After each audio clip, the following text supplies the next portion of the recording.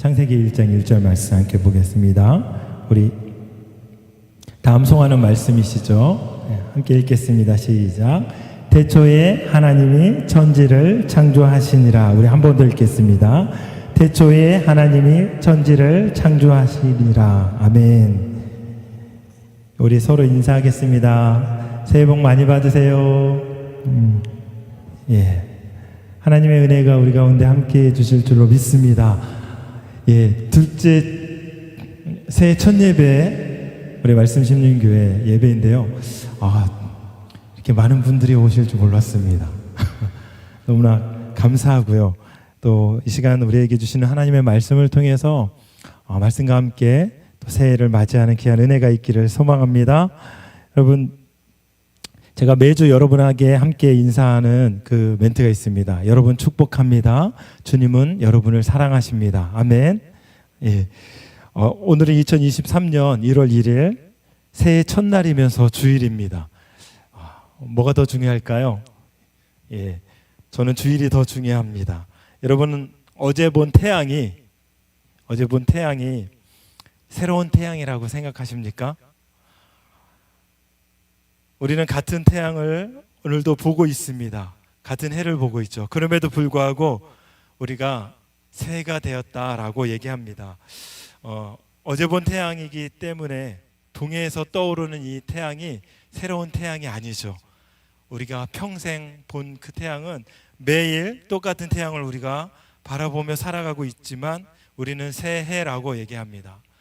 그런데요, 실상은 우리가 새해는 새로운 해를 보는 것이 아니라 새로운 마음으로 시작하는 날인 것이죠. 그래서 새로운 마음으로 새해를 의미 있게 출발하는 우리 말씀 심령교회 모든 성도들이 되길 축복합니다. 성경은요, 이 피조물들을 통해서 새로운 시작이 이루어지는 것이 아니라 모든 만물을 하나님께서 하나님을 통해서 이 새로운 시작이 이루어지고 있음을 말씀하고 있습니다. 그래서 오늘 설교 제목이 새로운 시작인데요. 오늘 우리가 처음에 읽은 그 말씀처럼 태초에 하나님이 천지를 창조하시니라, 이 말씀 안에 우리가 하나님으로부터 새롭게 시작되었음을 이렇게 말씀을 통해서 고백할 수 있는데요.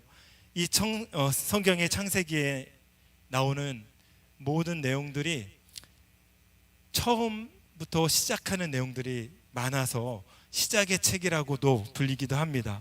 우주의 시작, 우주 기원이 창세기에서 시작이 되고요. 또 자연 만물의 시작, 그리고 인류 기원을 우리가 알려줍니다. 그리고 또 안타깝게도 인간의 죄의 시작이 이 창세기에서 또 우리에게 알려주고요. 또 인류의 최초의 사람 아담과 하와가 하나님의 말씀을 어기고 선악과를 먹음으로 인해서 이 죄의 역사가 시작된 그 내용이 상세하게 기록된 책이기도 합니다. 하지만 인간의 죄로 인해서 하나님의 구원 사역이 또한 어떻게 시작되었는지, 그거에 대해서도 하나님께서 하나님의 은혜의 사역에 대해서도 우리에게 말씀하십니다. 이처럼 인류의 모든 시작을 우리에게 말씀하시는 책이요, 이 창세기인 것이죠. 그래서 우리가 이 모든 시작을 알리는 말씀이 우리가 읽은 창세기 1장 1절 말씀인 것입니다. 우리 한 번 더 암송하시니까 한번 암송해 보겠습니다. 시작. 태초에 하나님이 천지를 창조하시니라. 아까 말씀드린 것처럼 인류의 모든 출발은 하나님으로부터 시작되었습니다. 태초는 하나님의 존재가 시작되는 시점이 아닙니다. 하나님은 창조물이 아닌 창조자이시기 때문에 창조자 하나님이 모든 것의 출발점인 것이죠. 창세기 1장 1절에 태초에 이렇게 나오죠. 태초에는 첫 번째 장소, 첫 번째 시간, 첫 번째 질서, 이런 것들이 시작되는 이런 다양한 의미가 있습니다.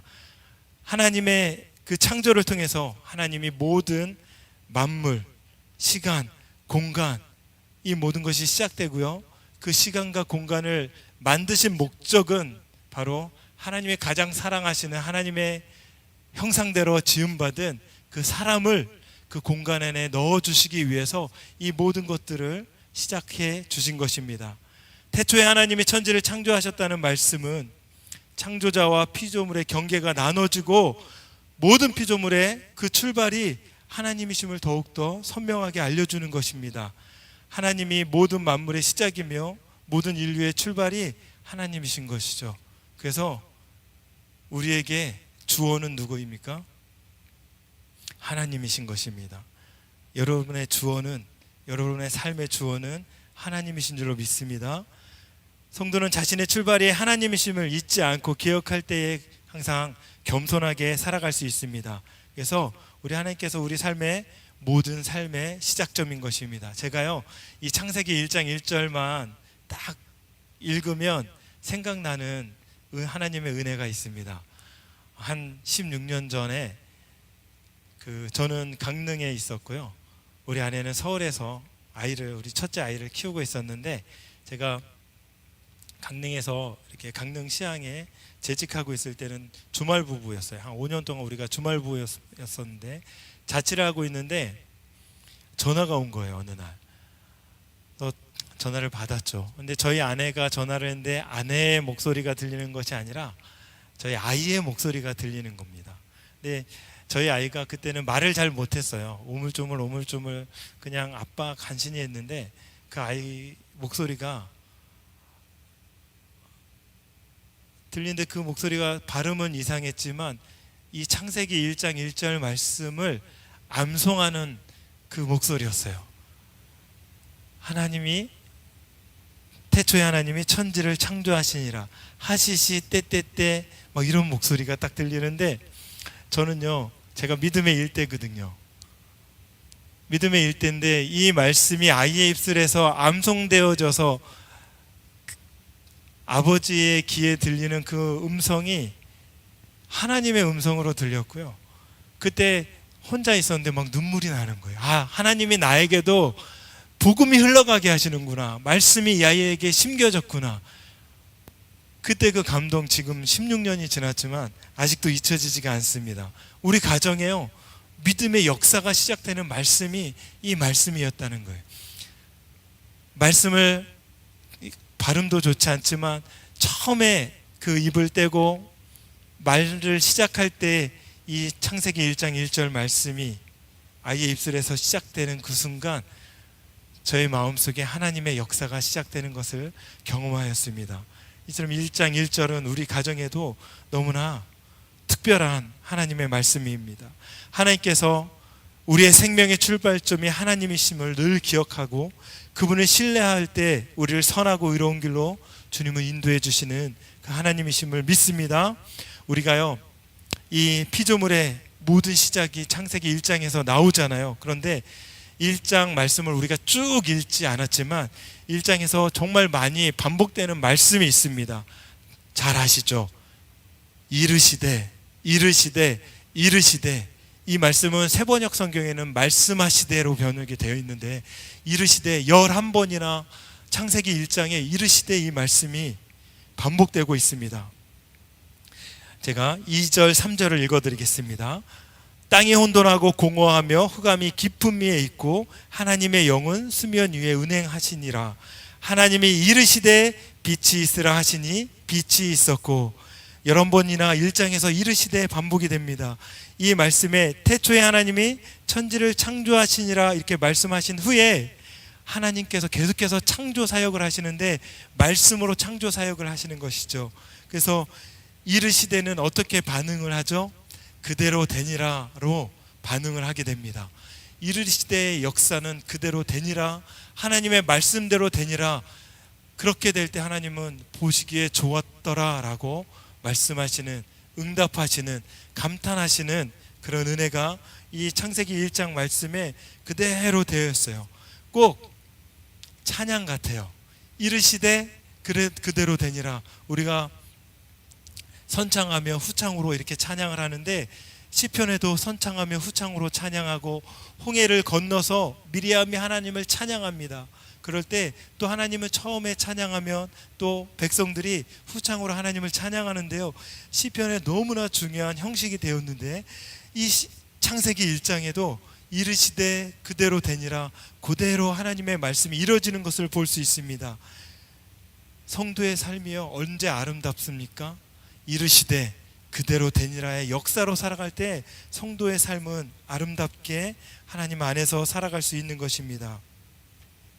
하나님께서는 우리를 그대로 되니라의 삶으로 이끌어 주셨습니다. 그런데 하나님이 사람을 창조하시고는 너무너무 보기 좋아서 정말 크게 감탄하여서 심히 좋았더라고 말씀하시는 거예요. 좋았더라. 이 토브라는 우리가 단어를 알고 있을 겁니다. 감탄사입니다. 있잖아요. 제가 말씀을 보면서 너무 감동을 했던 장면이, 모세를 보고 그 모세의 부모가요, 모세를 보고서 잘생겼다라고 얘기하죠.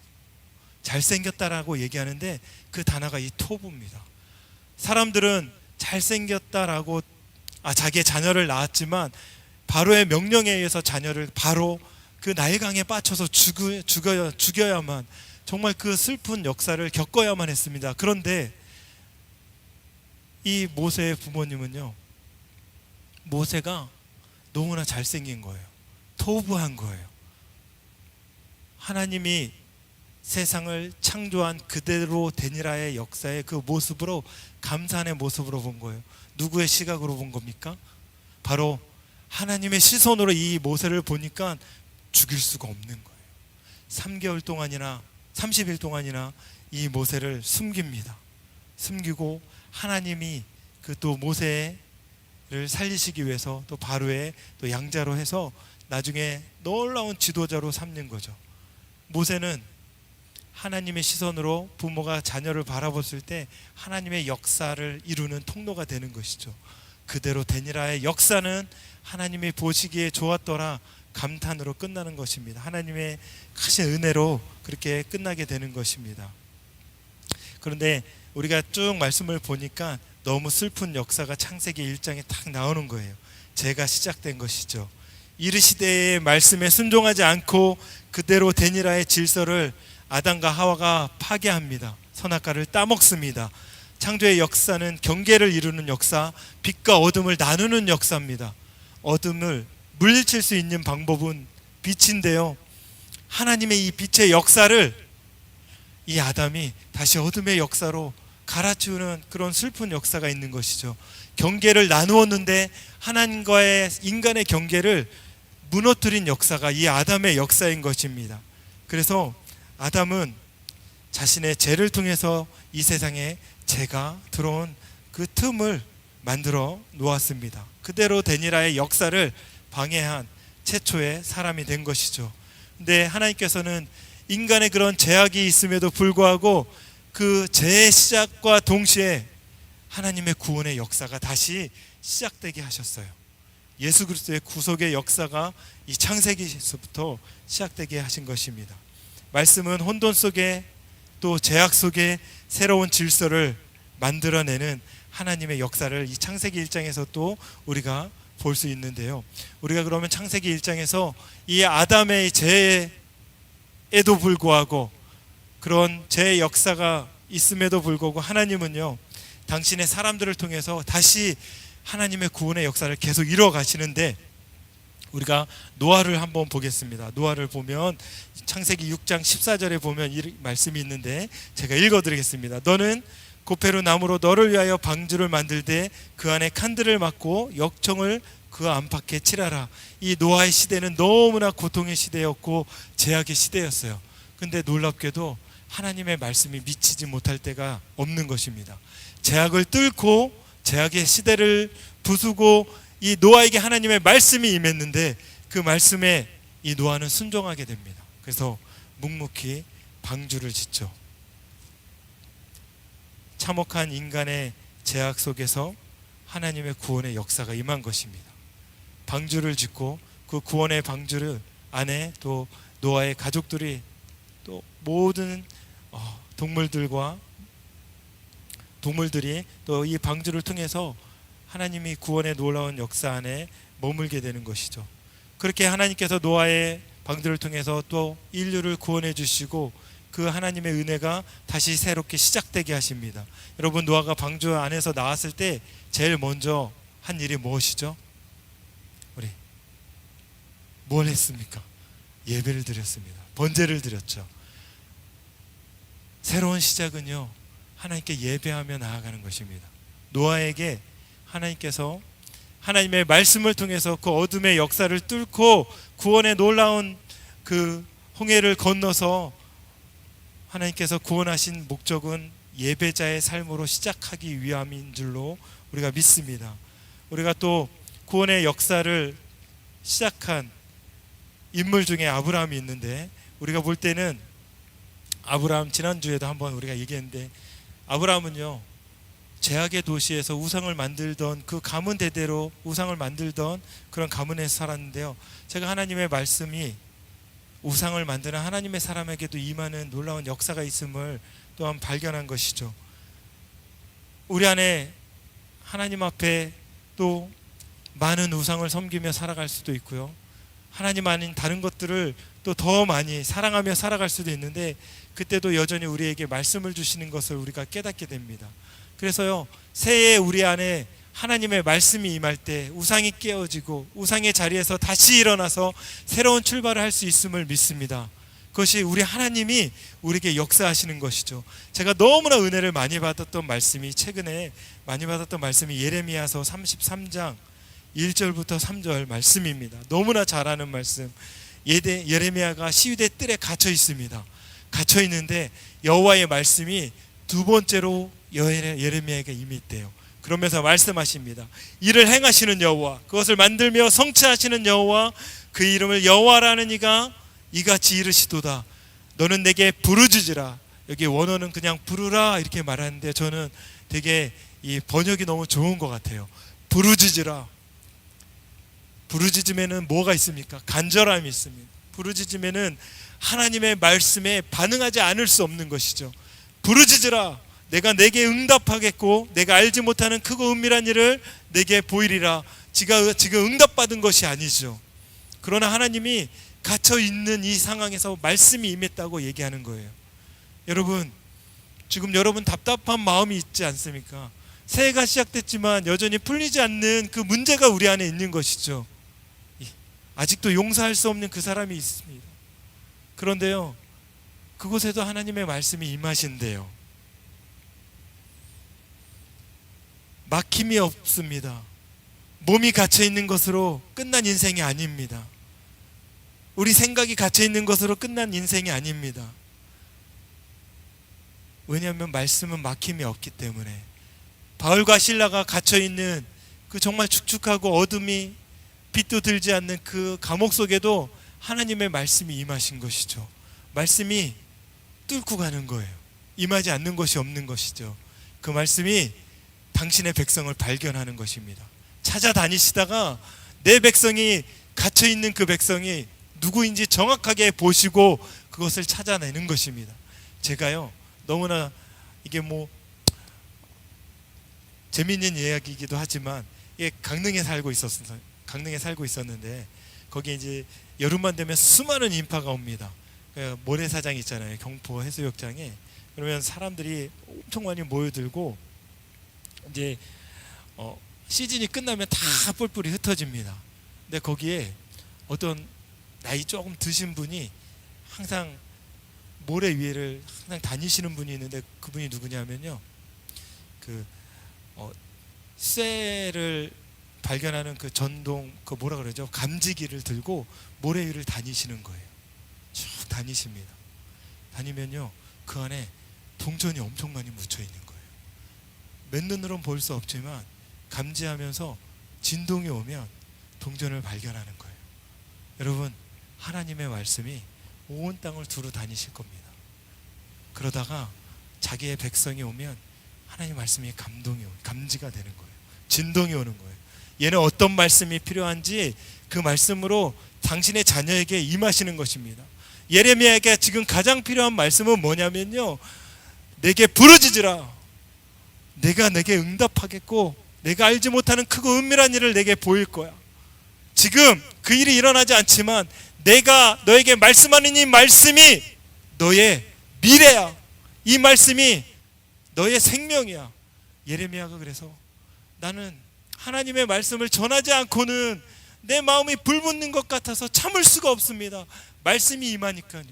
말씀이 그 마음에 임하니까, 말씀이 예레미야를 발견하니까 정말 놀라운 역사가 이루어지는 거예요. 여러분, 새해에는 하나님의 말씀이 여러분을 발견하는 역사가 있기를 간절히 소망합니다. 아무리 여러분이 모래 속에 나 혼자 있을 거야. 숨어 있어도 아무 소용이 없는 거예요. 당신의 자녀는 100% 하나님께서 발견하시는 것입니다. 그래서요, 하나님의 자녀는 혼자일 수가 없는 거예요. 하나님의 자녀는 외로울 수가 없는 거예요. 왜? 당신의 말씀이 항상 찾아내기 때문에. 갇혀 있을 때 여러분 갇혀 있는 것이 아닙니다. 그 말씀이 여러분에게 임할 줄로 믿습니다. 그런데요, 이르시되 그대로 되니라, 이 말씀이 또 누가 그 삶을 살아내셨냐 하면 바로 예수 그리스도인 것이죠. 우리 예수님이요, 병자를 향해서 말씀하시니 병자가 나았는 거예요. 앞을 못 보는 사람들에게 말씀하시니까 눈을 뜨고, 평생 일어나지 못한 그 안진뱅이에게 말씀으로 이렇게 세우시고, 심지어 죽은 사람에게 달리타큼 얘기하니까 죽은 소녀가 다시 일어난 역사가 일어나는 것입니다. 예수님이 이르시되 그대로 되니라, 하나님의 말씀의 능력을 몸소 실천하신 그런 예수님이심을 우리가 알 수 있는 것이죠. 그래서요, 키에로케고로라는 그 종교 철학자가 있는데요, 이분이 인생은 30대에서도 아니고 40대에서도 아니고 십자가에서 출발한다고 얘기했습니다. 여러분의 인생은 말씀에서 시작하는 줄로 믿습니다. 여러분의 인생, 우리의 인생은 바로 십자가에서 시작되는 거예요. 다시 떠오르는 해를 보면서 우리의 새로운 인생이 출발하는 것이 아니라, 우리에게 임하신 하나님의 말씀, 그 말씀대로 순종해서, 그대로 되니라의 그 말씀에 순종해서 십자가에서 모든 피를 흘리신 그 예수 그리스도의 십자가, 거기서부터 우리에게 이 새의 삶이 시작되는 줄로 믿습니다. 할렐루야. 여러분, 성경은 말씀하고 있습니다. 그런즉 누구든지 그리스도 예수 안에 있으면 새로운 피조물이라, 이전 것은 지나갔으니 새 것이 되었도다. 예수님을 믿는 사람들을 새로운 피조물이라고 얘기합니다. 새로운 피조물이란 말은 소속이 바뀌었다는 것입니다. 여러분이 누구의 소속인지 우리는 잘 알고 있습니다. 누구의 소속이었는지도 우리는 잘 알고 있습니다. 사탄의 종되었던, 마귀의 종되었던 그 신분이 이제는 십자가의 공로를 통해서 하나님을 아버지로 부를 수 있는 양자의 신분으로 바뀐 것입니다. 할렐루야. 하나님을 아버지로 부를 수 있는, 아버지로 부를 수 있는 이 신분으로 우리가 바뀐 거예요. 누구 때문에? 십자가의 사랑 때문에. 그래서 십자가는 새로운 삶의 시작입니다. 하나님과 하나 된 삶의 시작인 것입니다. 그래서 우리는 예수님을 만난 첫사랑의 그런 사랑을 다시 경험해야 되는 줄로 믿습니다. 할렐루야. 우리가요, 하나님의 말씀이 너무나 귀한데, 우리 창세기 1장 1절 말씀을 한 번 더 이렇게 암송을 했으면 좋겠습니다. 한번 암송해 보겠습니다. 시작. 창세기 1장 1절 말씀. 태초에 하나님이 천지를 창조하시니라. 아멘.